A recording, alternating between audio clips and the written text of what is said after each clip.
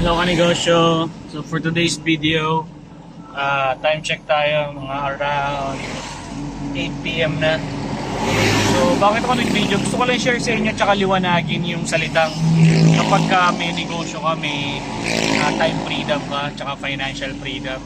Financial freedom, oo, possible kahit papano kasi nalalabas mo yung pamilya mo, napapakain mo sila ng gusto nila, at the same time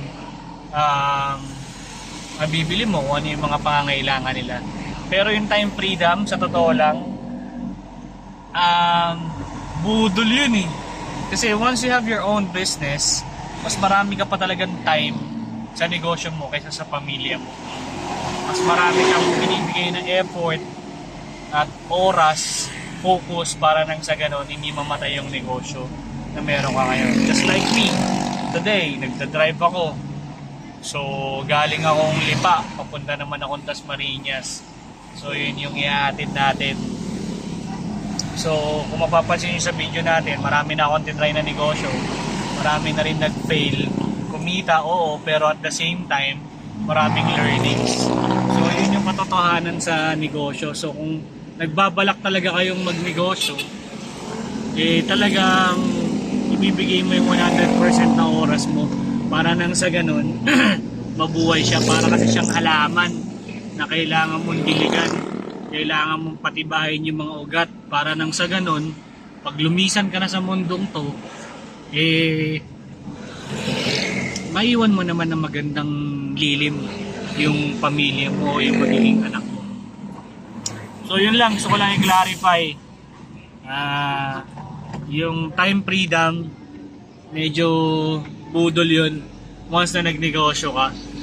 Pero syempre, sabi ko nga, meron tsamba kasi sa pagnenegosyo wherein pwede kang kumita ng malaki. So ito, pang ilang negosyo ko na tong tracking.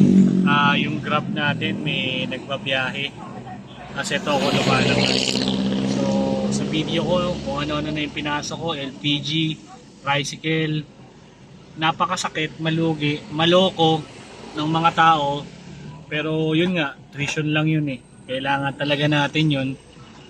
Tsaka syempre, pagkakamali rin naman tayo. Pagkukulang, so kailangan natin i-improve yung sarili natin. Para nang sa ganun sa mga susunod, mas mabuti na tayo.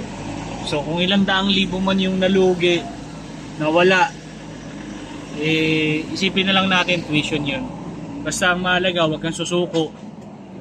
Ilaban mo lang ng ilaban. Syempre, yung gusto mo para sa pamilya mo.